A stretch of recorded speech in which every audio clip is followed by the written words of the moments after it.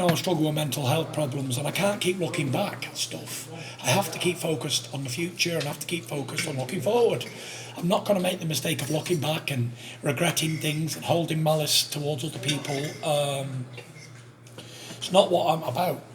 Forgive and forget, move on, and put our best foot forward. As true British gents, we have to put our best foot forward and do the best we can and keep moving on with life and continue to battle the good fight. Keep walking the good fight.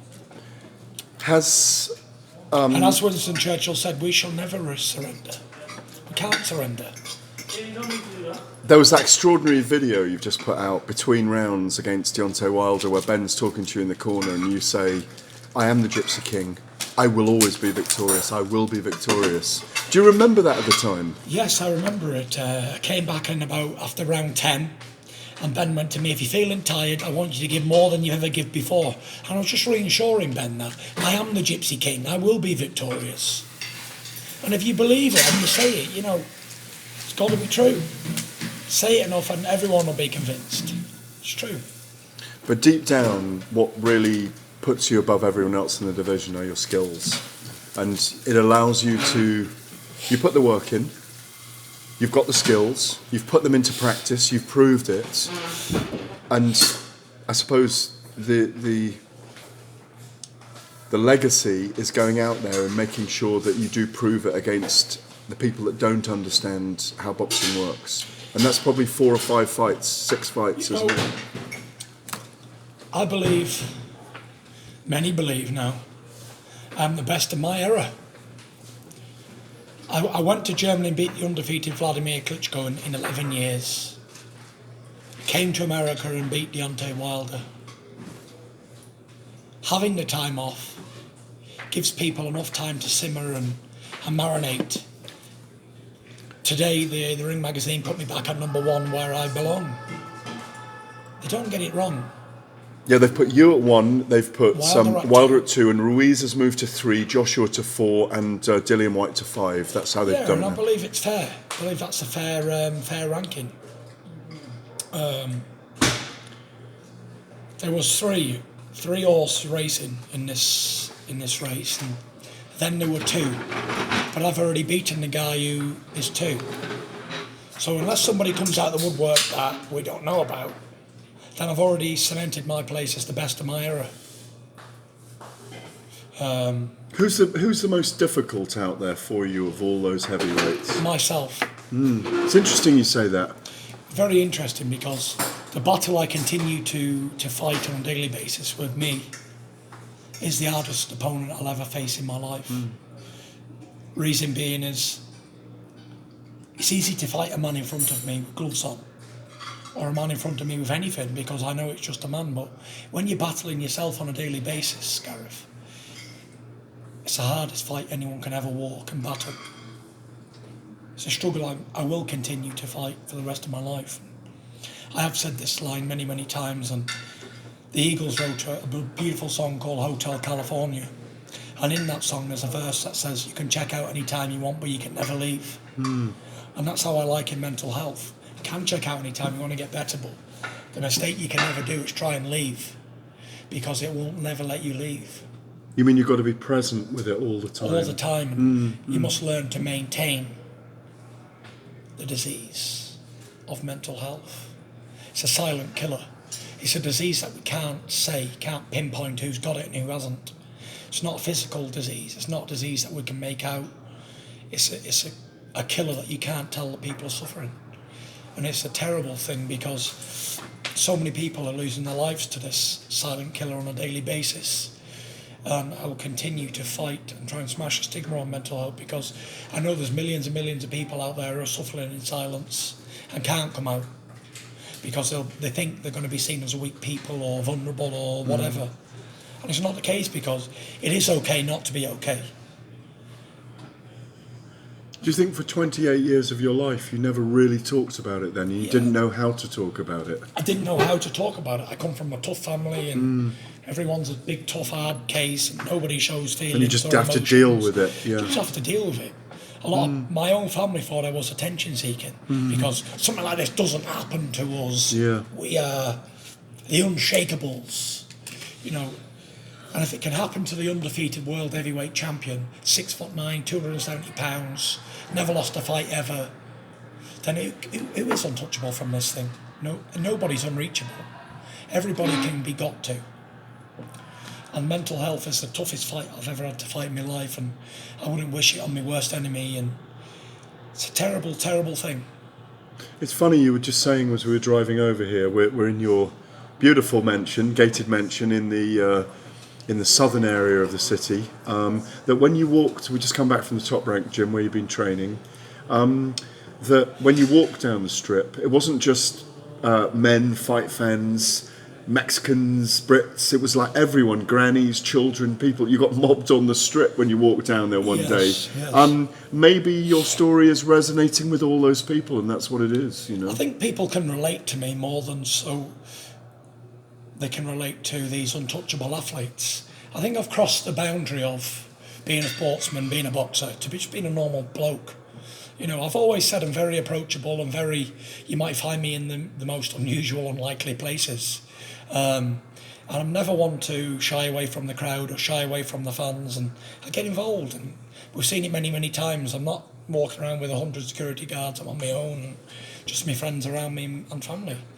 So, well, I'll never forget the day you walked with a few thousand people when you came back in Manchester, and it was like Time of the Gypsies. Do you know the film? yeah. It's a very old film, and it really literally was like people that day, they wanted We to walk actually through the walked streets a with mile. you. You didn't need a security. You walked a mile. How many people? It's thousands, wasn't it? Thousands. Yeah. We walked right down Manchester from the MEN Arena to the Hilton at the bottom of Deansgate. It was a fantastic walk. It was the greatest mile of my life. It was love, wasn't it? It was an outpouring of love. It's quite a bit and you didn't even need any security. That was what was. I was right in the middle of everybody. You were, yeah. Everybody was jumping all over me. It was very fascinating. It was a very good experience for me, and a moment that I'll remember for a long, long time. Where is my lunch? What's going on, Timmy? So I've seen what you're having for lunch, having chicken and fish. And last time I was with you, you had a baked potato that everyone was commenting when we were in Los Angeles, just before about 10 days before the Wilder fight. You had the biggest baked potato anyone's ever seen. It was half the size of your head. Yes. Do you remember that? Yes, I remember. And it had. You said you had tuna on it that tasted like sawdust. I think Tim was the chef that day. Yes, I think he was, but he's getting better. Old Timmy boy, I wouldn't be here without him, and you know, he's a good chef. 5 minutes. 5 minutes to count down. He said 5 minutes 5 minutes ago. Turkish. So this is as tough as Tyson gets. He's absolutely starving. He's thirsty, but he's still only giving his chef a little bit of grief. Can you get me water, please, Tim? Excuse the language in the background as you listen to this on Talk Sport tonight. Can I have a Diet Coke or a water or... Don't do what? Tim the chef has a portion of his ear that's been chewed off. Yes. You didn't do that, did you? Because you were starving. This is the last time he got a little bit clever. I had to nibble the old ear. You know, he takes his time with the food, so I like to nibble, you know.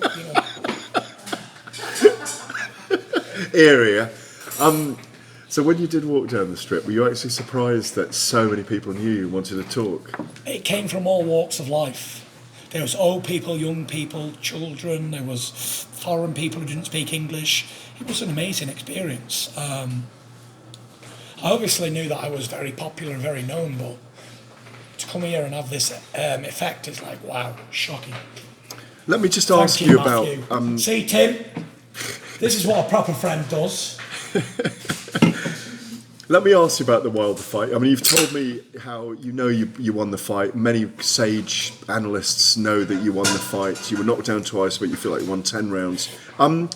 What did you make of Deontay Wilder's comments that he wanted to kill someone, put someone in a body bag in his career? I thought it was very distasteful to bring to a gentleman's sport. You know, this sport, how can I say? It's supposed to be a sport of gentlemen, and I brought the sport into disrepute myself on a number of occasions.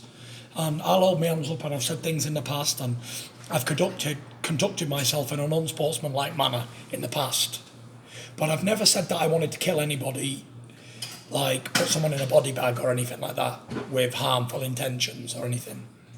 But as for Deontay Wilder saying he wants to kill someone or whatever, I don't really take too much from it, because I know Deontay Wilder says a lot of stuff for attention. I know he doesn't mean it. He's a family guy. He came to boxing to support his disabled daughter. So this shows that he's a kind family person. He's got, I don't know, maybe 7 or 8 kids or whatever he's got, and he's got a wife. And I believe he's a good family man. He's trying to play. I agree with you. I the think bad he boy. is. Yeah. He isn't really that character. So when he's saying When I it's met for effect, Deontay Wilder in 2009, he was a shy, tall, gangly guy, and he was stood in the corner of the building with his head down. And I brought him into the ring live on Channel 5. And I said to everybody, this is Deontay Wilder, the American hope, and he's going to be the next heavyweight champion of the world from the United States. And that is there, that's proof. He was all kind of shy, and he was like, oh, okay, blah, blah, blah, and I thought you did a great job, and thank you very much, and all that.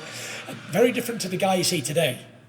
But if you go back to 2009, my debut with the first fights, I've always been like this. Always very confident in my ability, always outspoken, always brash, always confident. So some of these guys evolve this style of talking because they know it interests. Deontay Wilder is not a flamboyant character. He screams bomb squad and he says he wants to do this and do that, but very rehearsed and very unrealistic. That's just my opinion on Deontay.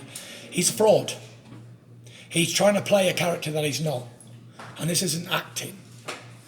He's a good dance partner. He played his part in the build-up to the fight, and I was very appreciative of him for the fact that he gave me some talk. He gave it me back a little bit. And I was like, yes, thank you very much. I've been waiting 11 years for this to happen. I thought I was going to get a little bit of back and forth with David Hay when we were supposed to fight in 2013, but I put that to bed quite quickly. I think the first press conference, David was like, oh, okay, I can't keep up with this guy. I'm going to let him be the talker and me just agree with everything he says. Deontay, he held his own for a bit and then obviously had to take over. But just be yourself. My advice to anyone in boxing is just be yourself. Don't try and be something you're not. Be yourself. Deontay Wilder isn't the flamboyant, outspoken, controversial character he's trying to be. I'd suggest that you just be yourself and don't try and be somebody else. When you say that he's a good dance partner, do you see perhaps a trilogy happening with him eventually? I'd hope so. I'd hope so. You know, I don't want to leave boxing and leave anybody with any doubts on any fights, you know.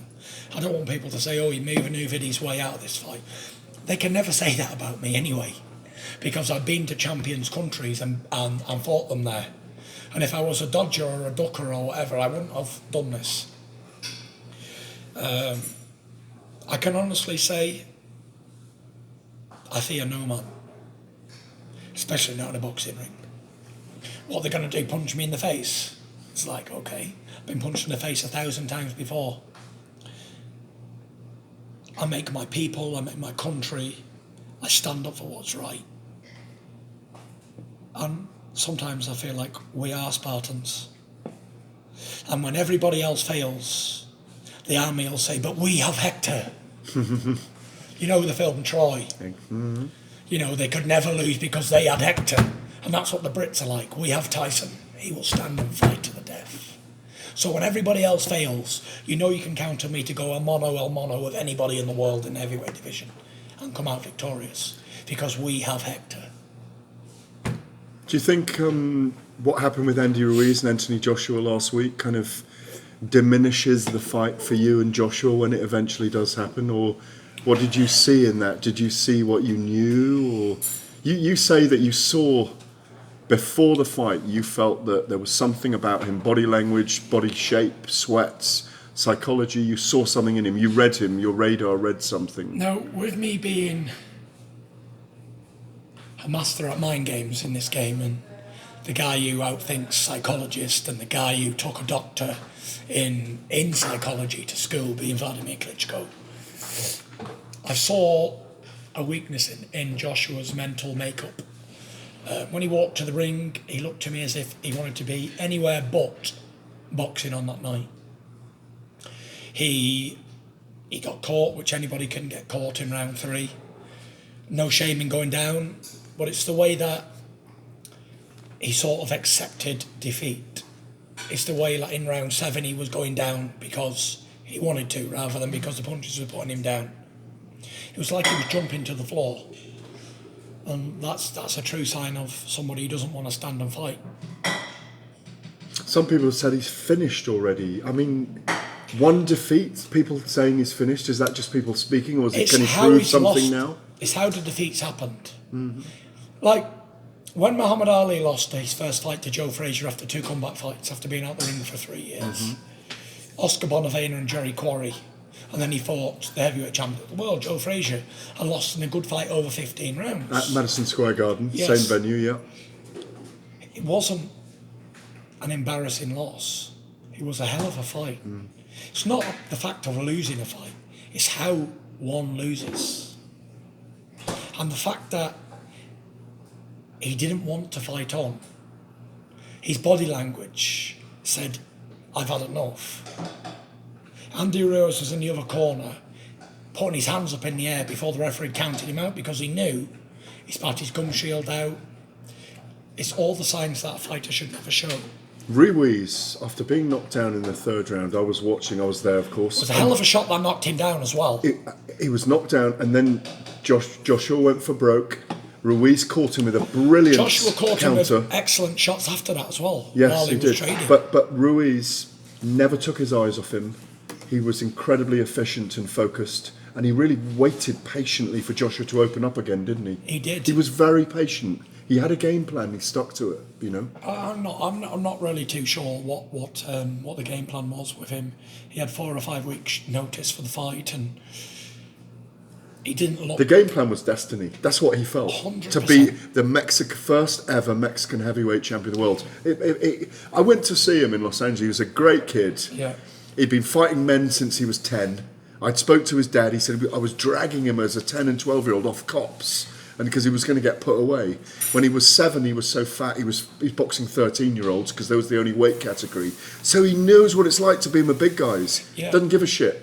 Doesn't give a monkeys. And he's a guy that people always underestimate, as he said, till I knock them out or till I hit them. And you've got to give it to him. Exactly. He's not the biggest puncher in the world. But you know as I do, when you sit with someone and you when you love this sport and you sit with people, you know when they're bullying you. You know when they're bullying you, Tyson, and you know when someone's like, you can read the guy's radar, and he had something about him, and he proved it, didn't he? You know? He did. It's all meant to be in life. Well, I don't know where he goes. I don't think he can beat Deontay Wilder. He definitely won't beat me. This is Joshua now. No, yeah. This is Ruiz. Oh, Ruiz won't be Wilder. Ruiz won't be you. Okay. So I think he does beat Joshua in a rematch, though. For sure. You want me to pause a minute? No, continue. When Lennox Lewis lost to Rackman on McCall, he wasn't losing the fights. He just got caught and knocked out, which can happen to anybody. Mm-hmm. When Joshua got beat, he was getting beat in the rounds. He was losing. He didn't know what to do. So, unless I'm mistaken, and he was winning every round, which clearly he wasn't, then I'm not sure what he can do in the second fight to win. Not unless he catches him early with one bingo punch. Is that what you feel he is then? The IQ, the development of him as a boxer, you're not seeing? The thing is, if it ain't broke, don't fix it. But it is broken. But you're not going to see Anthony Joshua come out dancing around the ring like me. There's that old thing, you can't teach old dogs new tricks. 29-year-old. You can't teach him to be fleet-footed. He doesn't have to build for it. Not unless he's going to go back down to his natural weight of 14 or 15 stone. And give up all the stuff he's been doing, all the weightlifting and all that. bodybuilding and all that, then he may have a chance. I think he needs some mental coaching and back to the drawing board, and he needs to get shut of every arse kisser around him. Because in this game, there's no space for yes men, pats on the back and all that, and bag carriers, security guards. He needs to reel up, like his dad said, get a bit smarter, and listen to people who care, not to people who's around him for a few quid or a free ride. Did you take something from his father being around then? No, because I don't have all entourage and all the people around me. I just have people here who I've known for a long time, and Matthew over there, he's been with me from the amateur days. The old Hampshire boy. Yeah, it's a small team. I've been around you several times with your fights, and you don't. I've been even in the caravans when there's just 4 of you. Exactly. Peter, Huey, yourself, and your dad. Remember before Klitschko? Exactly. In 3 tiny caravans. Well, yours was anyway. Yeah. Single berth. I'm not really the type of person who needs all the yes men and all the security guards and all that. I understand it's a bit of a show and whatever, but it doesn't really matter. As long as you can go in there and do your job, it doesn't really matter what you look like or where you're from. Are you looking forward to fight week though, and being up on the dais where, you know, so many great fights at the MGM? It's a real mecca. I mean, are you looking forward to kind of entertaining, or I don't know, whether you'll sing afterwards on the night in the arena? Or... Do you know what I'm looking forward to fighting? It's been 6 months since my last fight. I initially thought I was going to fight in March. That didn't happen. But I'm really looking forward to it. Maybe it was a blessing in disguise. Maybe it wasn't. We'll find out on the 15th of June. Was a fight with Dillian White later in the year a genuine thing, or was that just chat on social media? Just chat, really. Social media rubbish. Bit of fun. Yeah. What do you do to Dillian White if you do eventually box? Give him a boxing lesson. You know, it is what it is. Should he have taken the Joshua fight? He should have done. You know, it was He meant turned to be down for the £7 stadium. million, but he's kicking himself now. Does White beat Joshua a second time? I'm not sure. I'm really not sure. I think the invincibility factor has gone.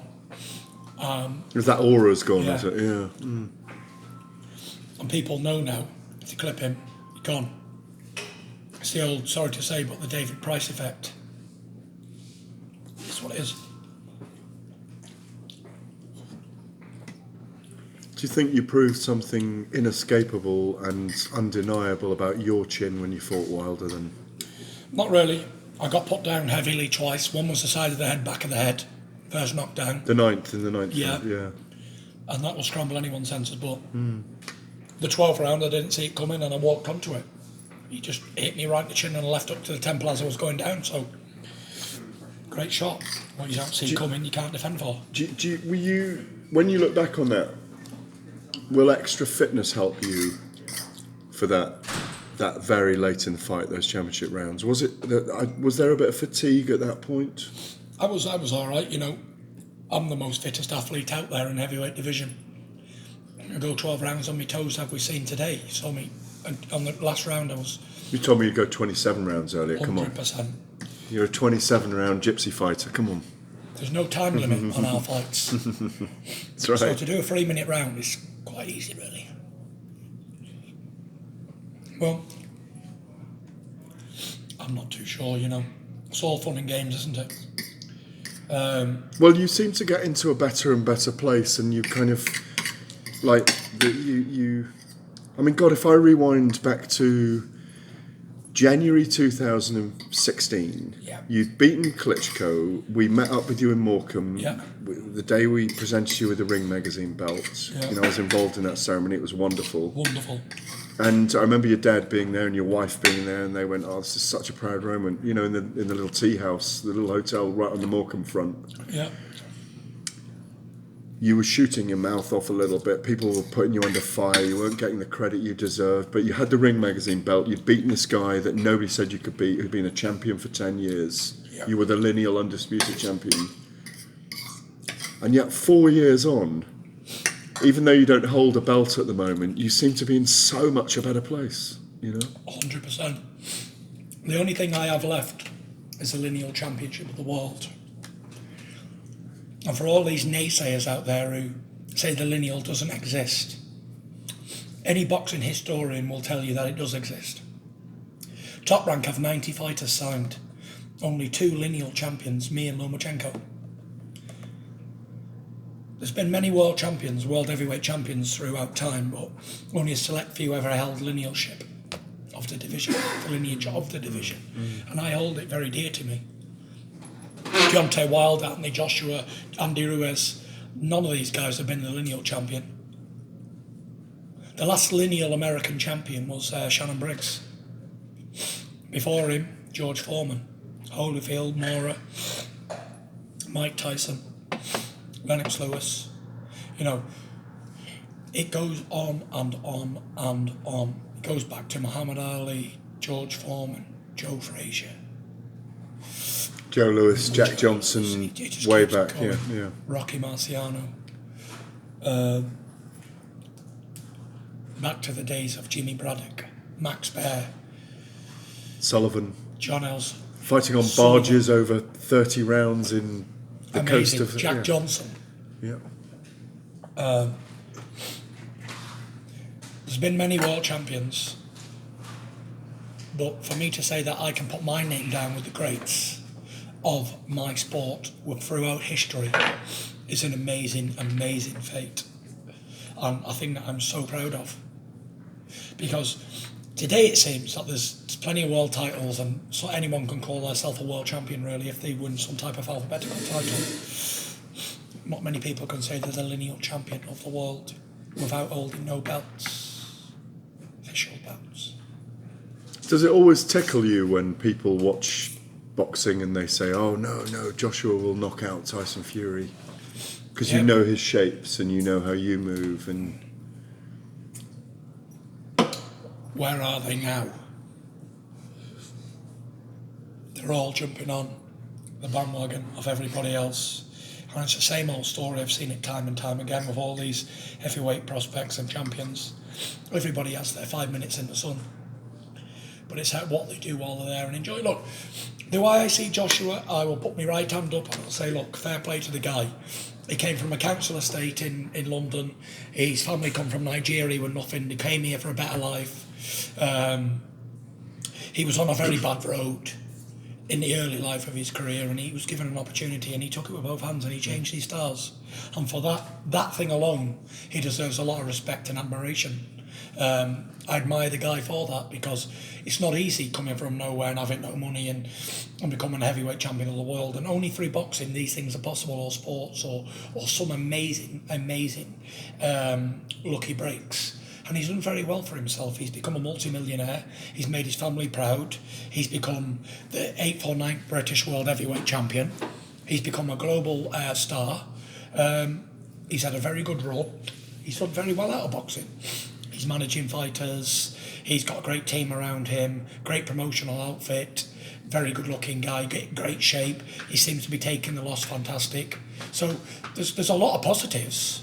You know, just because someone loses a fight, it doesn't mean it's the end of the world. It's a boxing match, for God's sake. You know, he's got a missus and he's got a kid. He's got a loving family, a mother, a father, probably brothers and sisters, and everybody else who should be very, very proud of Anthony Joshua. Very proud of him.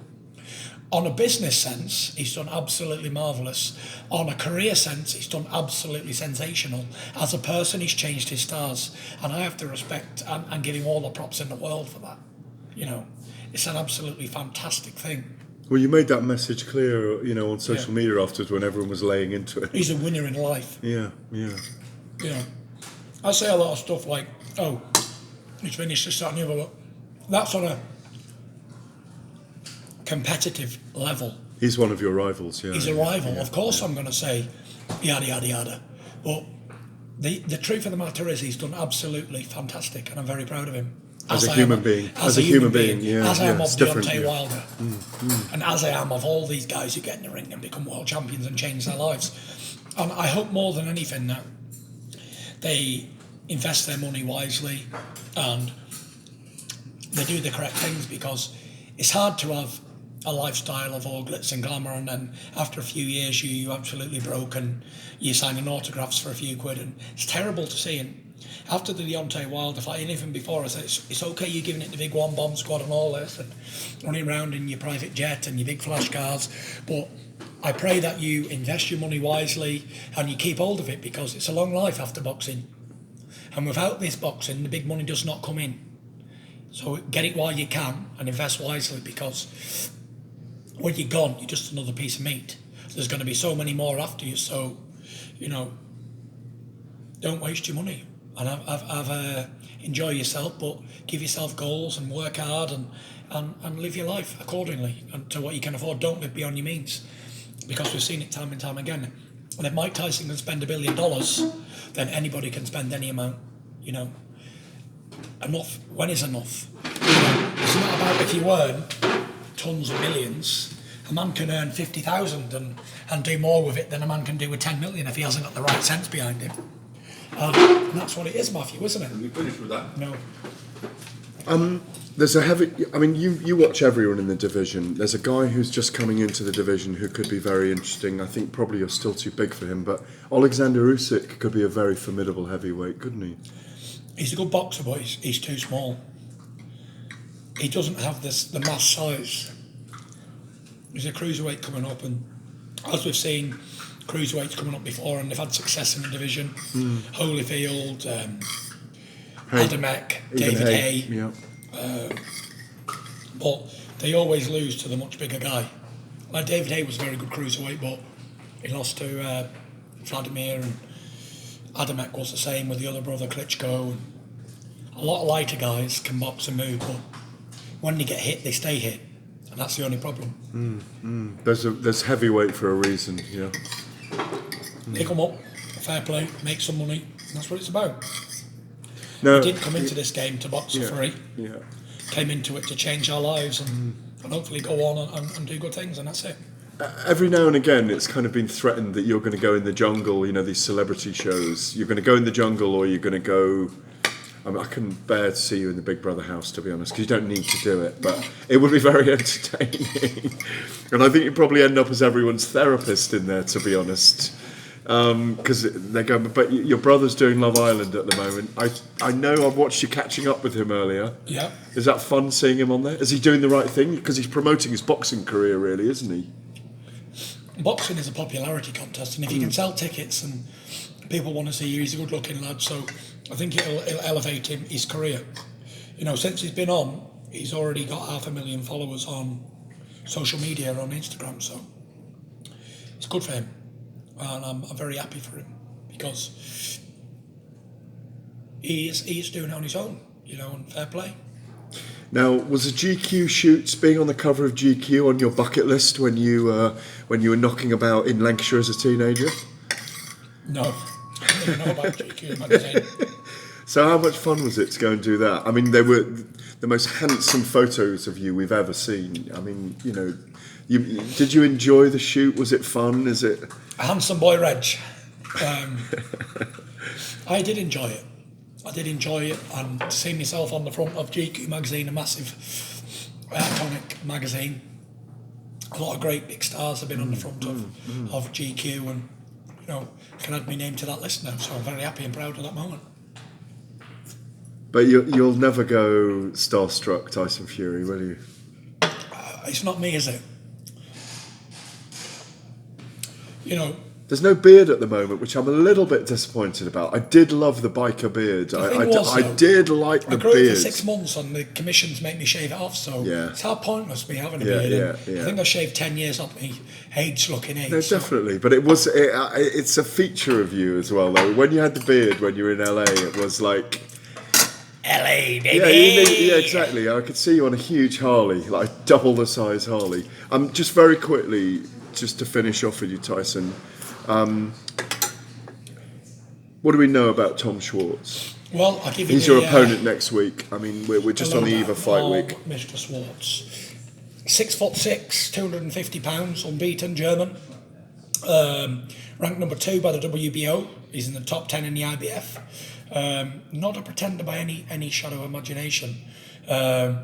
Boxed limited opposition. Never been on a big stage before. Never not fought a lineal champion before. Has a lot to work on. You know, leaky defence. Not the best footwork in the world. Looks quite fragile. Good looking guy, blonde hair, blue eyes, very flamboyant and very confident, and people like him. So that's what I see. But for me, being a boxing encyclopedia, carries left hand low, hasn't got the fastest feet in the world, doesn't punch on the move, defence ain't great, typical German style. You know, I should beat this guy. I should beat the guy, but many worse things have happened at sea, and that's my breakdown on Tom Schwartz. It's still a banana skin every time, though, isn't it? You know, 100%. because everyone is saying, "No, Tyson wins this easily. This guy's a 25 to 100 or 50 to 100." But why did they make him that much of a long shot? What gives them that opinion? Well, that you're very hard to hit, and he hasn't got a formidable record. But you've said it to me already.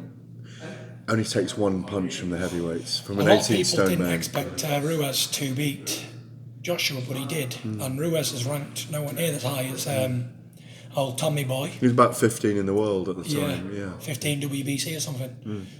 So he's highly ranked. But who has he fought? And I'm a realist, you know. I've not got to butter anybody up and try and sell the fight. You know, people tune in to watch the Gypsy King do what he does. The thing is, if I can't beat Tom Schwartz, then I ain't going anywhere. So I need to retire. You said that about Klitschko, though. Yeah, if I can't beat Klitschko, do you remember? I did say that about Klitschko. I said, if I can't beat Klitschko, then I'm no good. And if I can't beat Tom Schwartz, I'm no good either.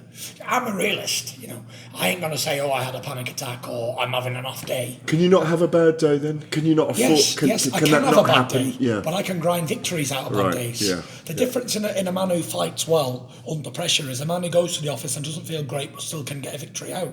That's the difference in champions. But, you know, if I can't beat Tom Schwartz, then what is the point in boxing anymore? I must be shot. And that's my opinion on it. But you're not shot, are you? Well, we don't know until we get in there. A lot of people are saying it might be chinny, and after the Wilder fight, we never know what's going to happen.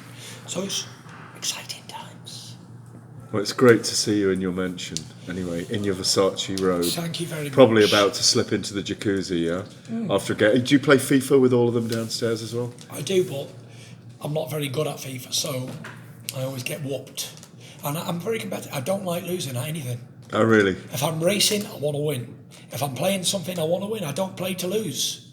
I don't compete to lose. I'm a winner. And winners don't like losing at anything. It aggravates me a lot. I'm screaming down there when I can't win. So I don't like to play stuff I can't win. I just want to prove I am here with you. I am here with the Gypsy King. It's great to see you. Thank you very much for having me in your home. Thank you, Russell. You know, you've been one of the journalists that I've respected over the years, and you've been brutally honest. And you know, there's even times when you got it wrong yourself, and you've been man enough to stand up and come back and say, "Look, I thought you were going to lose, but fair play." It's brilliant to have been one of the very closest people to your journey, though, because and, you know, we have a big level of trust, and I do try and be honest. And that's the thing. That's why you get to come here. That's why you get to interview me, because I do trust you. You even had me in your dressing room before the Wilder fight. I can't say that about a lot of journalists, but I can you. And there's another guy, the Belfast Telegraph, David Kelly. I really trust him as well. Yeah. Cool. Thank you very much. Fair Cheers, play. my brother. Thank you very much, Tyson.